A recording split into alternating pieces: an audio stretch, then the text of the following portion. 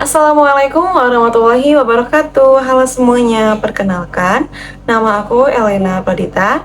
Aku dari program studi pendidikan agama Islam semester 4 kelas P1.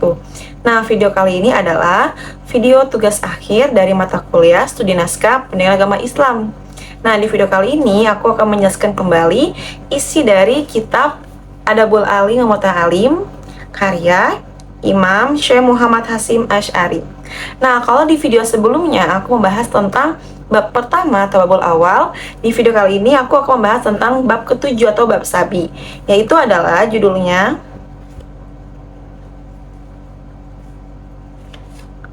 Babus Sabi fi Adabil Alim ma'a talamiditihi. Artinya adalah bab atau bagian yang menjelaskan tentang adab-adab seorang pengajar, guru kepada muridnya.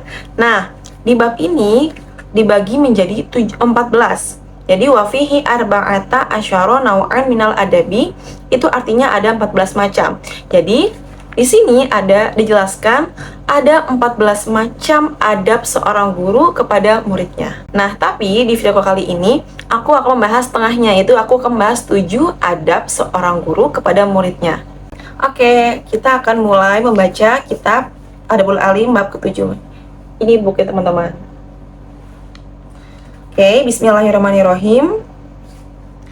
Babus Sabi, yaitu bab ke-7, fi Adabil Alim ma'atalamidatihi, yaitu adalah menjelaskan adab-adabnya seorang guru kepada muridnya. Wa fihi arba'ata asyara, itu ada 14 macam. Al-awalu, yang pertama, ayaksida, jadi hendaknya si guru itu berniat sebelum mengajar, bita'alimihim, dalam pengajarannya, wa tahdibihim, ketika mendidik murid-muridnya, wajhullah, itu karena Allah, wa nashrul ilmi, dan dengan niat untuk membagi ilmu, wa ihya asyara'i, dan dengan niat menghidupkan syariat, wa dawama zuhurul haqi, dan dengan niat untuk melestarikan hal-hal yang baik, wa humulal batil, dan dengan niat juga melemahkan atau membuang hal-hal yang buruk, wa dawama khairul umati, dan dengan niat melestarikan umat, bikas roti ulama iha, dengan menciptakan banyaknya ulama, wa ikhtina masawabihim, dan dengan meraih pahalanya dari si murid tersebut, wa tahsila sawaba man yang tahi, dan akhirnya itu mendapat pahala dari orang-orang yang telah diajarinya, mimbar dihim, dari sebagian murid-muridnya, wa barokatu doaihim, dan berkah doanya si murid lahu kepada si pengajar, wa tarahamuhum, dan mendoakan rahmat si murid ini alaihi kepada si pengajar.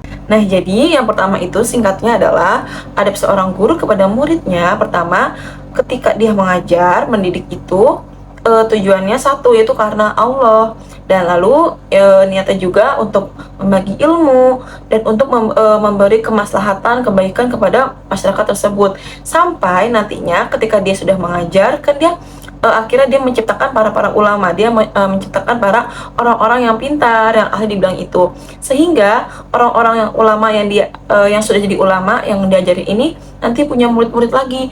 Nah, nanti doanya dari si murid-murid tersebut adalah merupakan pahala untuk si pengajar tersebut. Jadi intinya yang pertama itu adalah niatnya karena Allah untuk membagi ilmu dan menciptakan banyaknya ulama di antara masyarakat. Oke, lanjut yang kedua. Wasani Allah yang tani'a, hendaknya si guru tersebut, pengajar tersebut, tidak menolak anta'limil talibi, dari mengajar seorang murid, li'adami khulusin niyati, karena tidak adanya niat ikhlas.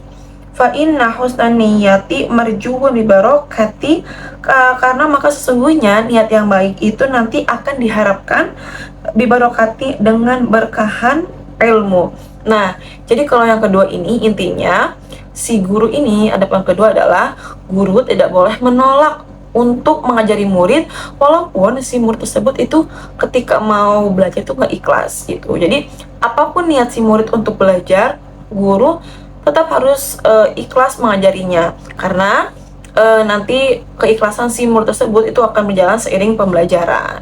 Jadi intinya yang kedua, guru tidak boleh menolak murid ketika mengajar. Wasalisu, adapun yang ketiga, ayyuhibbah, hendaknya si orang guru itu mencintai, menyayangi, litalibihi, kepada muridnya, ma yuhibbu li nafsihi, terhadap sesuatu yang si alim tersebut suka pada dirinya, kama waroda fil hadisi, sebagaimana yang telah dijelaskan dalam hadis, wayak orohu lahu, dan hendaknya juga guru itu bisa membenci seorang murid itu, ma yakrohu linafsihi, terhadap sesuatu yang membenci si alim terhadap diri sendiri, wa yu'amilahu, dan memperlakukan si alim terhadap si muridnya, bima, dengan sesuatu, yu'amiluhu bihi a'azza auladihi, dengan sesuatu ketika atau ia memperlakukan si pengajar tersebut kepada muridnya yang paling disayangnya, minal hunuwi, dari perhatian, wa syafaqati, dan belas kasih,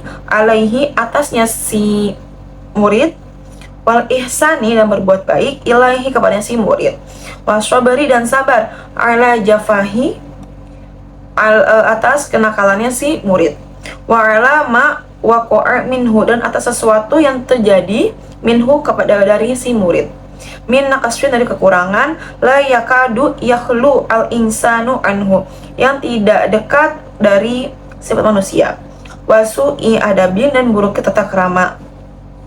Oke, jadi kalau yang ketiga adalah adabnya seorang guru kepada murid itu adalah guru itu hendaknya menyayangi, mencintai murid-muridnya seperti ketika dia sedang mencintai diri sendiri. Dan juga sebaliknya, guru boleh membenci murid ketika dia pun melakukan hal-hal yang dia benci kepada diri sendiri. Karena intinya jadi guru itu harus mencintai muridnya seperti dia suka sama diri sendiri gitu. Dan hendaknya guru juga bisa dan harus memperlakukan muridnya dengan perlakuan yang sama dengan murid yang disayangi. Jadi tidak ada perbedaan di antara semua murid, harus sama semuanya.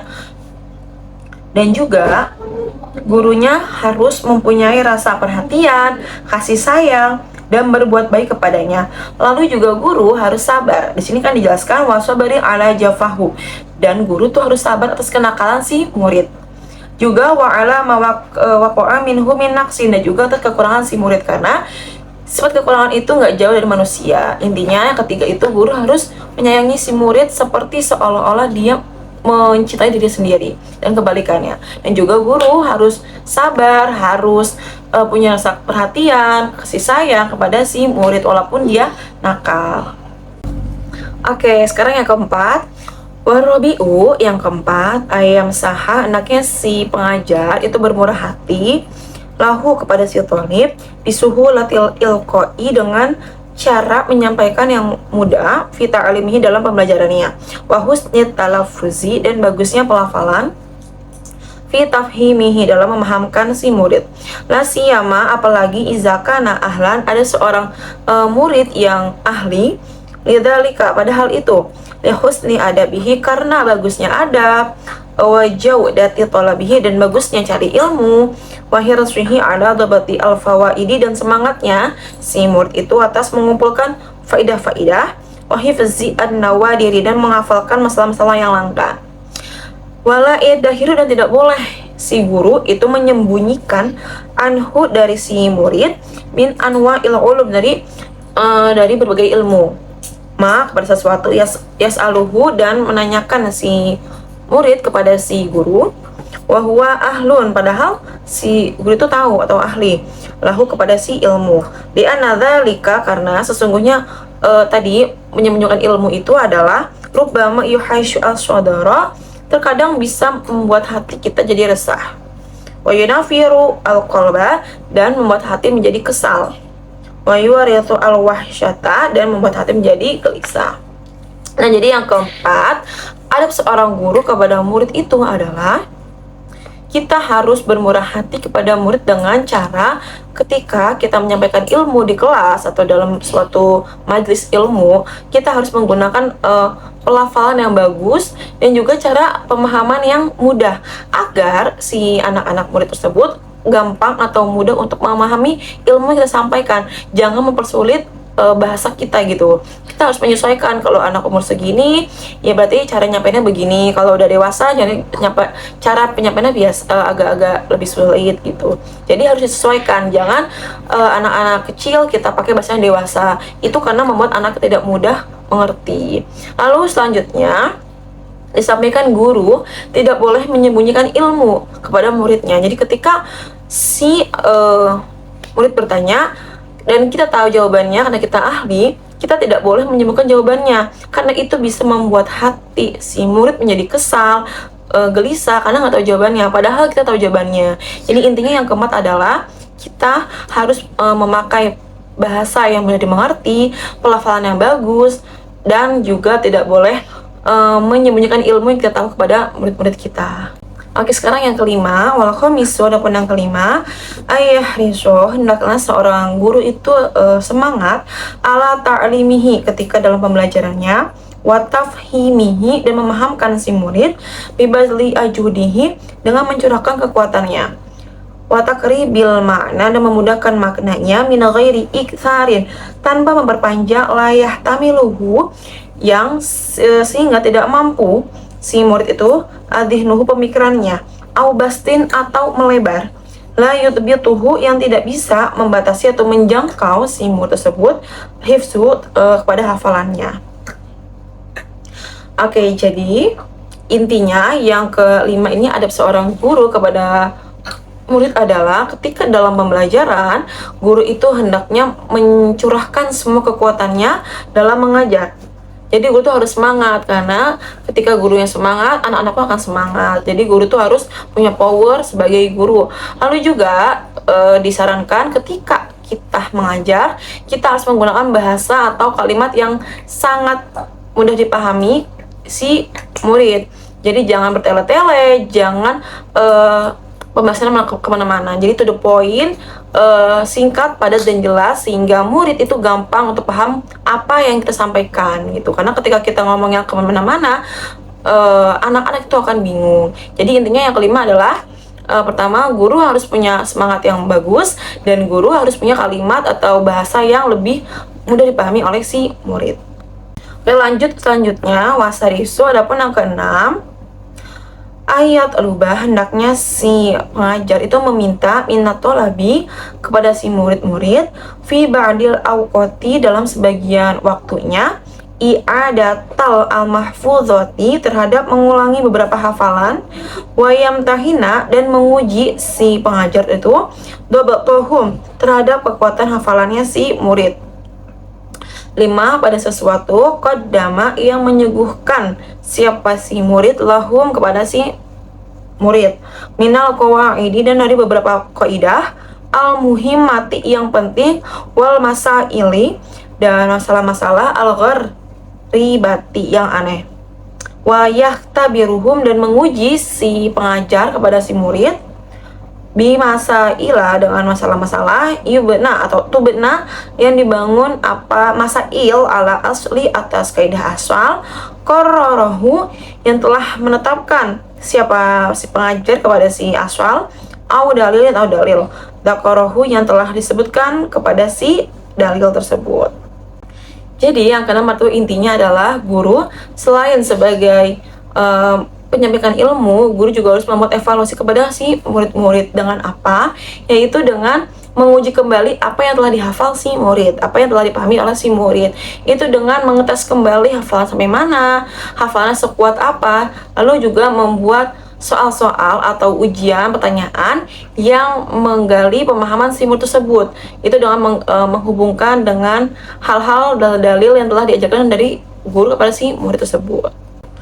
Baik, sekarang yang ketujuh, wasabiu, adapun yang ketujuh, anahu, bahwasannya, idza salaka al-talibu, apabila seorang murid itu menempuh fitahsin di dalam belajar ilmu, fauqa ma, atas sesuatu yaqtadihi, yang menuntut si talib terhadap ma, halhu, keadaan yang si talib, au ma tahtamiluhu, atau sesuatu yang memikul si murid, taqatuhu, kekuatan si murid, wa khofa, dan takut siapa pengajar, au dojaruhu, terhadap bosannya si murid, ausohu, maka mewasiati siapa guru terhadap muridnya, birifki, dengan kasih sayang, binafsihi, terhadap si murid, wadakorohu, dan mengingatkan pengajar kepada murid, bikaulihi sallallahu alaihi wasallam, dengan sabda Nabi, yaitu innal munbata, bahwasannya sesungguhnya orang yang memaksakan peliharaannya, Tidaklah terhadap bumi kotoa menempuh siapa al-munbat wala zohron, dan tidak terhadap punggung abeko menetap siapa al-munbat. Nah, jadi yang ketujuh itu adab seorang guru terhadap murid adalah ketika kita kan sebagai guru lalu melihat murid kita belajar tapi dalam batas yang tidak sewajarnya atau dia sangat merasa terbebani, kita sebagai guru tuh hendaknya menasihati dia dengan kalimat jangan terlalu dipaksakan dan mengingatkan atas hadis Nabi, yaitu innal munbata la ardon qata'a wala zuhran abqa. Jadi Nabi juga pernah bersabda, sesungguhnya orang-orang yang terlalu memaksakan tidak dapat menempuh perjalanan dan tidak pula mampu mempertahankan hidup hewan tunggangannya. Jadi intinya yang ketujuh, kita harus memberi nasihat kepada murid ketika dia sudah belajar yang terlalu berlebihan. Jadi intinya belajar yang giat itu boleh, punya semangat yang kuat itu boleh, punya ambisi yang besar itu boleh, tapi kita harus tahu dan sadar sampai mana kemampuan kita terhadap apa yang kita inginkan. Jangan sampai kita melewati batas tertentu, karena itu pun gak baik buat kesehatan mental dan kesehatan fisik kita sendiri. Oke, jadi sudah selesai pembahasanku tentang adab guru kepada muridnya. Ada 7 macam. Sebenarnya ada 14, tapi insya Allah akan aku jelaskan di video lain kali. Intinya dalam pembelajaran, dalam pendidikan itu tidak hanya seorang murid yang mempunyai etika kepada gurunya, tapi guru pun harus punya etika kepada muridnya. Karena ketika guru punya etika sama muridnya dan sebaliknya, pembelajaran akan berjalan dengan semestinya, dengan efektif, dengan bagus dan menyenangkan. Jadi intinya kita sebagai guru atau sebagai murid harus belajar tata krama atau etika dalam kitab Adabul Alim Alim ini. Menurut saya buku ini sangat bermanfaat sekali karena sangat menjadi pedoman atau panduan kita untuk mempunyai etika atau adab yang baik, baik sebagai murid maupun nanti sebagai guru. Jadi teman-teman yang belum belajar bisa baca buku ini dan mempelajarinya. Oke, terima kasih telah menonton. Wassalamualaikum warahmatullahi wabarakatuh.